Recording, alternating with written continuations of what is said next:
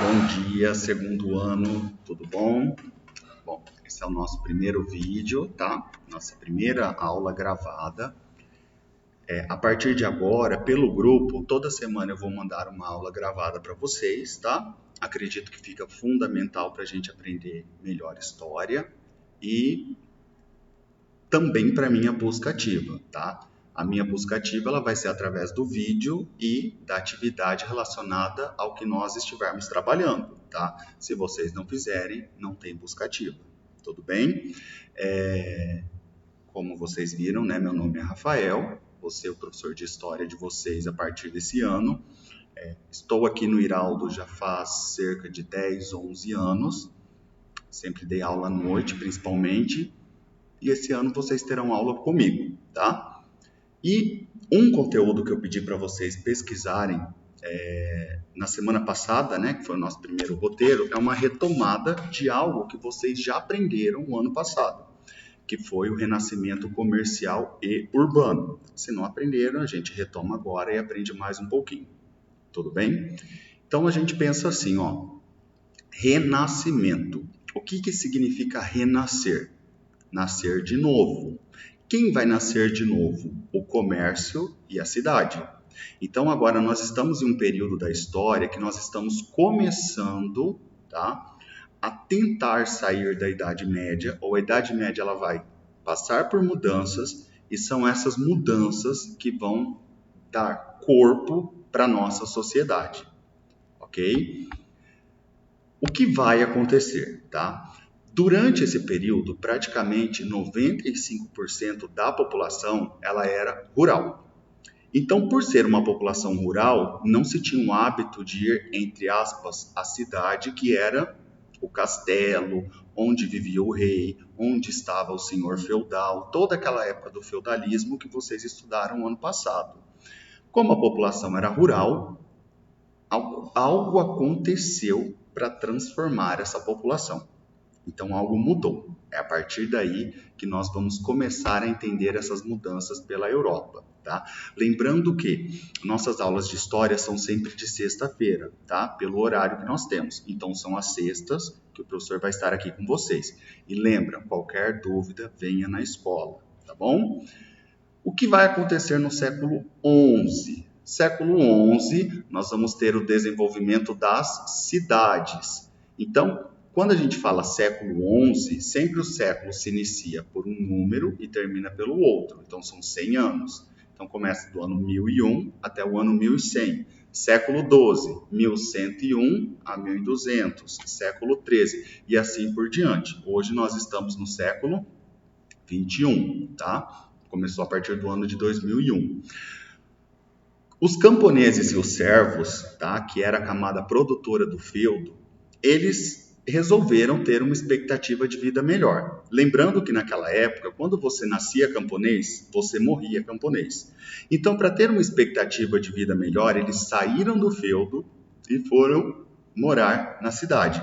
O feudo é como se fosse uma grande fazenda que o senhor feudal comandava. Ali eles só trabalhavam a troco de comida, recebiam muito pouco. Então, para poder ter um estilo de vida melhor, os camponeses eles saem do feudo e vão para essas cidades, que por enquanto são pequenas. Os filhos dos senhores feudais também, aqueles bastardos, filhos de outras mulheres que não herdariam nada, também foram para as cidades.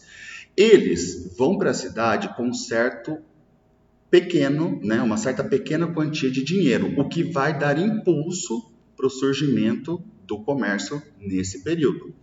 Na imagem abaixo, vocês têm os trabalhos que eram feitos pelos camponeses, tá? Eles aravam, pelo que eu estou enxergando aqui, eles cuidavam de animais. Aqui nós temos o filho de um senhor feudal que andava de cavalo pelo feudo. Aqui nós também temos trabalhando na lavoura, não é? Aqui eles estão fazendo vinho, tá? Pisando em cima das uvas. Aqui também a lavoura. Então, assim, era um trabalho braçal muito desgastante. E por ser desgastante, eles tinham que melhorar a sua qualidade de vida. Já o filho do senhor feudal, como ele tinha uma espécie de nobreza no seu sangue, Ele foi para a cidade, né, as cidades antigas, com certo dinheiro. Indo com certo dinheiro, então ele vai tentar a sua vida e tentar ganhar um pouquinho mais. O que vai acontecer, né?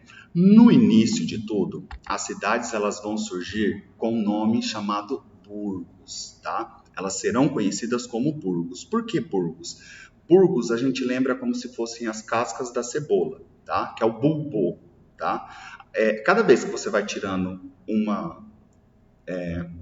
como a gente fala, um pedaço da cebola, você vai vendo que ela tem camadas, camadas, camadas.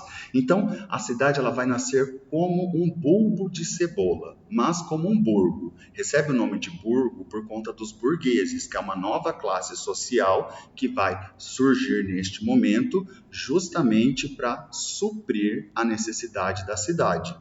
Os burgos, eles serão antigos, tá? Geralmente sempre próximo a um rio, para poder captar a água e em uma região alta, porque em regiões baixas eles poderiam ser atacados ou invadidos por animais. Aqui nós temos uma foto de um burgo antigo.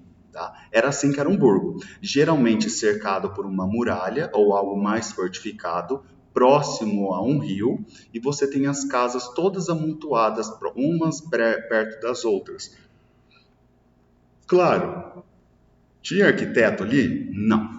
Não tinha arquiteto, não tinha ninguém. Eles iam construindo. Claro que a cidade ela vai crescer de uma forma totalmente desordenada. Aqui é um exemplo de um burgo no alto de uma colina e vocês vejam que a fortificação, né, as muralhas, elas continuam firmes e fortes aí, tá? E o comércio, professor? O comércio ele vai surgir assim, ó, com as guildas. O que são guildas? São organizações de sapateiros, costureiras, padeiros, como diz o slide, e eles vão se juntar aos outros para poder vender os seus produtos. Imagine assim, ó, temos o A, o B e o C. O A vende o sapato a 20, o B a 25, o C a 30. Você compraria por qual? Pelo A, pelo B ou pelo C? Se você é esperto, você vai comprar pelo A, que é mais barato, que é R$ 20. O que vende a 25, o que vende a 30, vai perder lucro com isso. Então, o que a guilda vai fazer? Vai reunir esses artesãos e vai estabelecer um preço único. Todos vendem a R$ 20. Assim, o que vale mais é a qualidade e não o preço. Então, se estabelecem as guildas e na guilda existe uma espécie de contrato entre o aprendiz e o mestre. Como funciona? O mestre é o dono das ferramentas, ele quem manda e passa as ordens. O aprendiz ele executa as ordens do mestre e é uma relação mútua de troca. Quando o mestre vai morrer, o mestre passa as ferramentas para o aprendiz e ele continua o negócio. Então nós falamos assim, ó, todo filho de burguês continuava o trabalho do seu pai, porque herdava as ferramentas e era o mesmo trabalho, era como se fosse uma herança genética, tá? A guilda, ela regulariza a concorrência, todo mundo estabelece um único preço, tá? A qualidade fica semelhante, mas obviamente um vai ser melhor do que o outro. A matéria-prima, se um consegue comprar farinha a 20, o outro a 30, o outro a 40, a guilda vai tentar trazer para o mesmo preço a todos e fazer propaganda para que se vendam os produtos dos artesãos. E o interessante é que fora do burgo, as feiras que nós temos na cidade, né? O Oswaldo Cruz tem a Feira do Verde, Feira do Artesão, elas vão ser organizadas justamente como um sintoma de atração para que as pessoas venham conhecer a cidade. Muitas serão feitas longe da cidade, perdão. Muitas serão feitas longe da cidade, outras perto, outras dentro do burgo, tá? O que são essas feiras? Essas feiras elas vão vender produtos diferentes, geralmente vindos da Europa, como orégano, sal, açúcar, pimenta do reino, que são as especiarias. As feiras elas vão trazer shows, né, artistas circenses, e essas feiras elas serão atrativas, principalmente para quem? Para que pessoas venham conhecer aquela região, voltem, morem naquela região e gastem. O importante é gastar o quê? Dinheiro, porque vai começar o uso das moedas. Não é mais escambo. O que é escambo? Troca de mercadorias. agora será dinheiro. Então, com o uso das primeiras moedas, o comércio ganha um impulso e nasce essa burguesia forte que vai crescer na Europa. Uma das feiras mais famosas é a Feira de Champagne, atual França, tá? E essa feira era famosa por causa dos shows que ela tinha e que outros lugares do mundo não tinham, como o teatro. Era um sintoma de atrair as pessoas para gastar. E o que atraiu, né, as pessoas para esse crescimento? As cidades, elas foram inchando, as feiras foram trazendo tanta gente que a cidade foi inchando. Houve um crescimento exagerado. A cultura mudou, a cidade mudou, tudo mudou. Então imaginem assim, aquela cidade antiga, pacata, que não tinha ninguém, agora é uma cidade enorme, tudo apertado, cresceu de maneira desordenada, aumentou a produção, o metal começou a ser usado com mais facilidade, não se depende agora só da agricultura, tem outros meios de dependência, vão começar a surgir as casas de moeda, né? Os banqueiros surgem nesse momento, e vocês vejam que a Europa passa por essa transformação. E é a partir do renascimento comercial e urbano que vem o renascimento científico e cultural.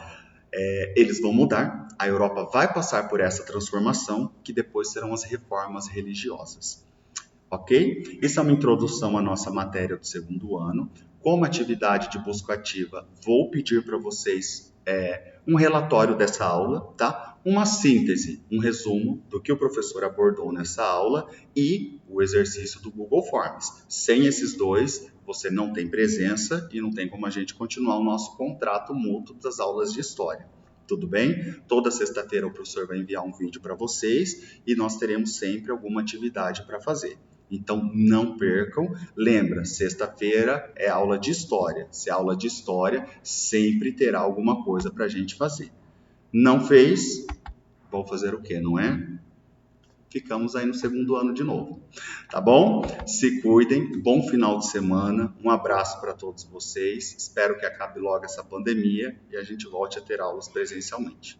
Tchau, tchau, segundo. Nos vemos sexta-feira que vem.